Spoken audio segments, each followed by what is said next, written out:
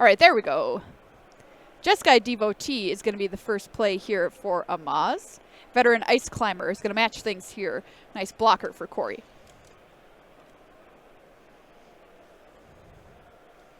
It appears Jason has drafted a Teamer deck and is getting into the red zone saying, do you block?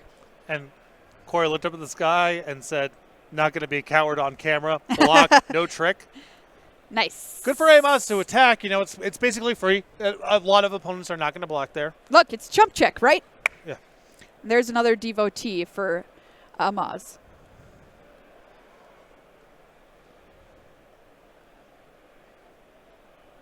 Looks like the players are having a great time down in the feature match area. A lot of laughs right now, and there were earlier as well when I went over to say hi. Fourth land there for Jason, getting in both creatures. Take 2, Corey Burkhart down to 18. Corey probably not up to the fast start that he dreamed of. Well, might be sandbagging those wild rides. All right, all right. Don't speak too soon. Back over to Burkhart. Corey, a longtime grinder here on just about every circuit that existed in Magic. Happy to see him here at the tournament again. It's going to get in with the veteran Ice Climber. Twin Bolt into the yard. So this is actually kind of a nice pair of cards for Corey to mill over. Because remember, he's got those 3 trawlers. So he's got a creature and a spell to get back now. That's true. Veteran Ice Climber doing a nice job of enabling kind of a sideways synergy that Corey has going on in his deck. He did play all 3 Kishla Trawlers that he ended up drafting. Maz down to 19 after that attack. Veteran Ice Climber notably cannot be blocked.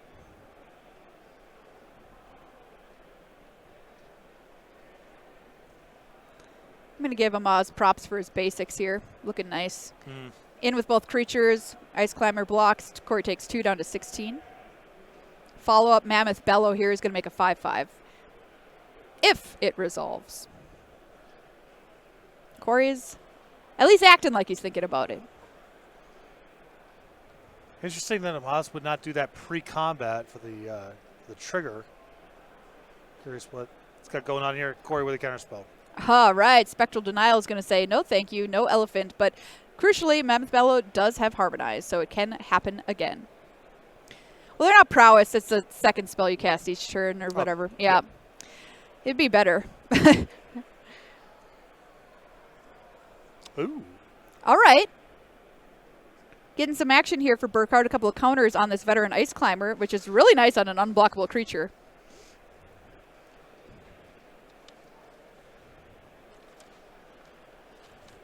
Amaz down to 16.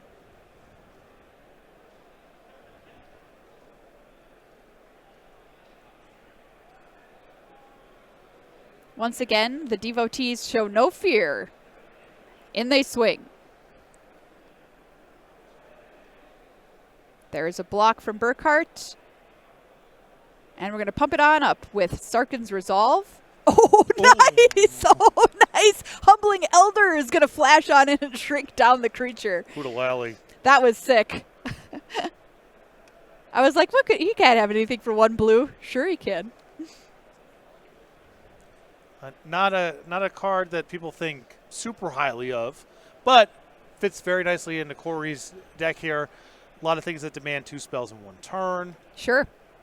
Just any sort of cheap creature works. Flash can play pretty well with things like the Harmonize and Wild Ride sort of thing. So maybe not on Amaz's radar. Yeah, I mean, I didn't think he had anything either. That was sick.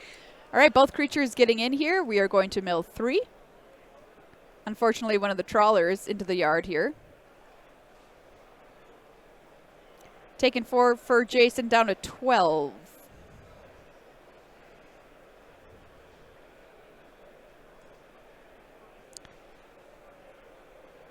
What's cool about Veteran Ice Climber 2 is that it's not just milling 1 every single time. It's milling based on that creature's power. So Corey can really fill up his graveyard if he wants to. And Corey getting the counterspell back normally not something you want to be doing face up. But what's nice here from Corey's side is he's got the 3/5 Vigilance unblockable creature, so he's got the board kind of locked up the way things stand. Yeah. And so he's willing to say, hey, I've got a counter spell, because he's so far ahead right now that what he really needs to do is cover himself from something large and not just do the sneakiest thing. There's something large, speaking of. That's a Cure Kick Guardian from Amaz. 6/5, trampling, hexproof until it deals damage. There we go. Spectral Denial says no. Excellent series of plays here from Corey in the last few turns.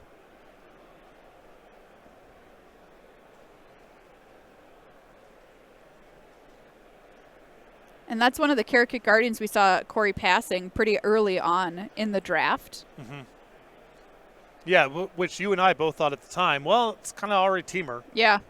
And Maz is playing 2 of them, so he probably picked up both that Corey passed. There's a Devoted Duelist, 2/1 with Flurry ability. It'll ping Amaz.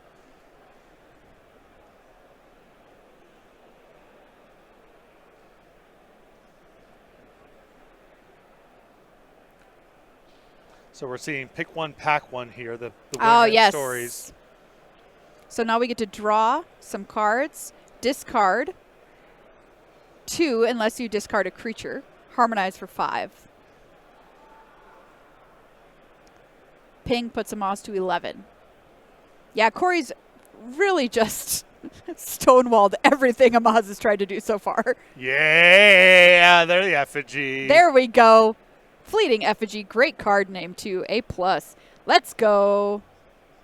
So we're doing a quick count here to see if Corey can afford to attack with the 1/2. It's basically a question of if Amaz is priced into blocking just the largest stuff that he can. Right.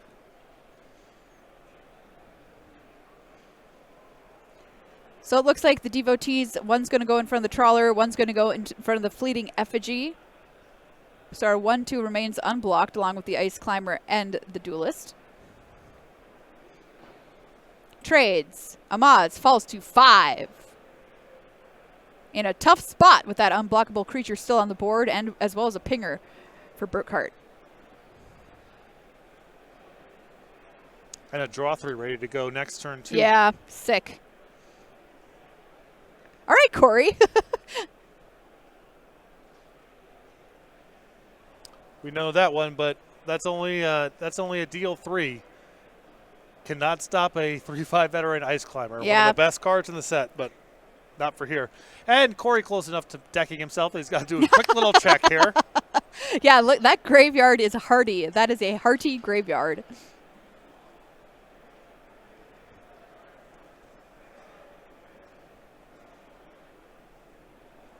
Something that I love about drafts is you just have normal, 3-color, sort of the theme of the set, bunch of really high rate cards for Amaz against Corey taking the road less traveled. Oh, wild ride into the yard. Nice.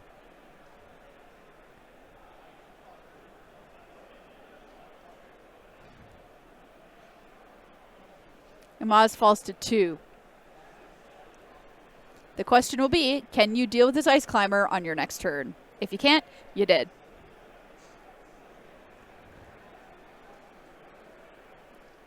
Corey taps 5. Untaps. We're going to harmonize. Yep, so he gets a discount of 3 mana here from the 3 power. We're going to draw again. Harmonize back. That Winter Night Stories.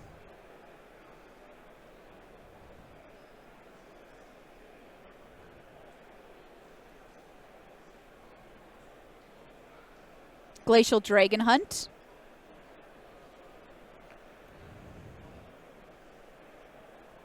I was going to check if this was any target, but it's target creature, 3 damage if you discard a non-land card. Jeskai Devotees, a follow-up back over to Amaz. Can you answer the Ice Climber, yes or no? And even then, remember, we got Wild Ride in the graveyard. Yeah, yeah. And Amaz has missed a land drop here, so you kind of need a land to block.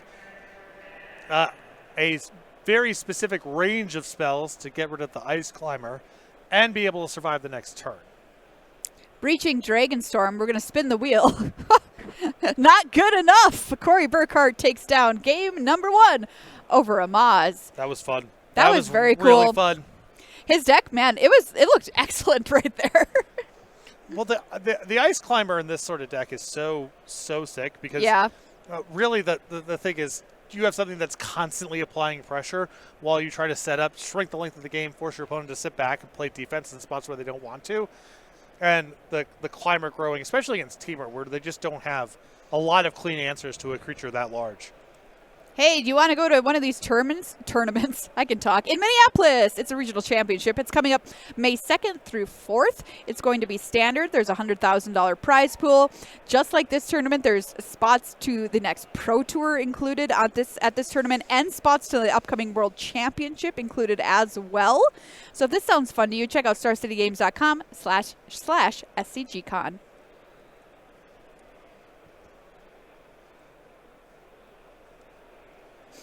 Players here looking at each other's lists. This is open deck lists because of the fact that this was on camera. Excuse me, open pools. Yeah, we don't want to get into more specifically. Don't want to ever get into a spot where someone feels like they're at a competitive disadvantage because they were on camera. Right.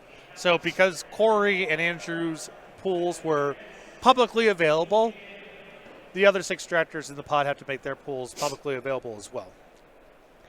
And now Corey, this Dragonback Assault that is in Amaz's list is so incredibly powerful, but Corey knows about it. We saw it in the first game as well. And his deck is uniquely suited to punish stuff that takes that long to play. And also, you really want to kind of do it as a 7-mana play in this spot because it's important to play it and have a blocker now that you've seen all the Wild Ride shenanigans. Like putting your shields down and just saying go, a lot of the time that's going to be pretty safe if you're at, 10, 11, 12. Not against the deck that Corey's constructed here. But also, Amos has a lot of expensive cards. There's multiple of the uncommon dragons and so on. So curious if he can go to the sideboard here and try to find a way to get his curve down a little bit lower. Important for him to be interacting early on in the game. I just love seeing that we're so early into the set. It's just so joyful for me to see players trying new things, even here deep into day 2 of competition at an event like this, being like, hey, I love drafting green-blue beatdowns. I personally didn't know that was a deck you could draft in this format, but turns out it is. I learned that. Corey's like, I'm going to try blue-red, see how that goes. And he told me that's why he drafted that Kishla Skimmer so highly in pack number 1, because he was specifically looking to be that green-blue beats deck, in case anybody was curious about that pick from earlier on. But it's just so fascinating to see science happening live on camera here. Yeah, I mean, ideally you're not trying things for the first time with, $10,000 in a Pro Tour invite and a case of collector boosters on the line here. Ideally, but also, if you feel like the road more commonly traveled just isn't going to go this way for you in this draft for whatever reason, then, and the cards that the Magic that Wizards of the Coast put in sets now at lower rarities, some are stronger or weaker, but pretty much everything has a purpose. Yes. So if you're looking at these cards and wondering, is there a deck here? Probably. There probably is something. Power creep is real. Most cards do a thing. Here we go. Game number 2. Amaz, 21. Corey says, Island, go. No 2-drop from Amaz.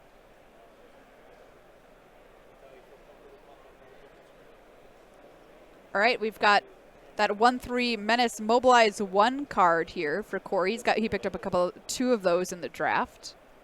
Potentially strong in this matchup with Amos being a little slow to bear and not having a lot of blockers for a menace creature. Threatening enough that he's going to use a removal spell on it. Wow, Molten Exhale will take it down.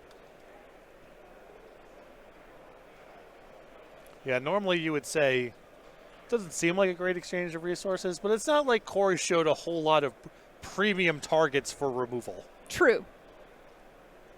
3-drop Kishla Trawlers has no target. But it'll do. Got to do something, Yeah. Burden is on Corey to get the game over with. We know that Amos has a much more powerful top end. Attacks for 3. Amaz takes it. Goes down to 18. All right, we're going to play the Rune Scale Stormbrood here for Corey Burkhart. 2/4 Dragon. Gets +2/+0 when you cast an instant or sorcery. Or another dragon, which he does not have. And importantly, outside of the range of the Teamer Sweeper. It's nice for Corey to be able nice for Corey to be able to develop his board a little bit with 4 toughness where possible. At least, if Amaz wants to do it on 6 mana, then you're still cracking back. And doing it to on 7 mana is going to be, a challenge given how fast Corey's deck is. Maz here exiling cards from his graveyard. Corey's graveyard drawing a card. But nothing to the board as of yet, which Corey's got to be happy about. Especially now, we know that Amaz has a lot of 6s, but Corey also has a lot of counter spells. So now there's a question of, are you even going to be able to resolve your play here? All right, here we go. We've played a Devoted Duelist. It has haste. We're getting in for some attacks, knocking Amaz down to 11, who had nothing to say about that. 2 blue mana up for Burkhart. And Amaz did see both counter spells from Corey last game. We're at 6 mana. Sagu Pummeler. Sure enough, we're getting Dispelling Exhaled, pay for, because I do have the 1 dragon in my deck on the battlefield. Amaz doing something I like to call test spelling. You don't want to run your best thing into a counter spell, so you want to play something that's good enough to induce it. And certainly a 4/4 would be the best thing on the board. Sure. So it's worth countering here if you're Corey, but it might open up the door for a 6 next turn if there is a next turn. All right, here we go. Back over to Corey. Amaz sitting at 11. Corey has not been touched yet at 20 life.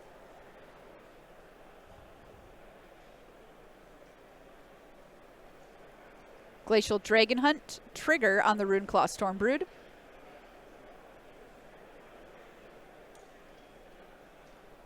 Draw. Now we have to discard.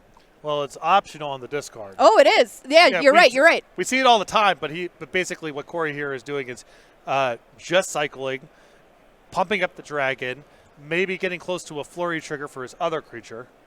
It's not like deal 3 damage to a creature is very good against Amaz's deck either. It's just all 6/5s. All right, there we go. Flurry trigger down to 10 because we played an Agent of Codas there. Jason goes to 1 life. What can he possibly do? Well, it would be enchantment plus land. There it is. There it is. Dragon Black Assault, but no land. That's a shake of the hand. Corey Burkhart takes down this match 2-0 over Amaz.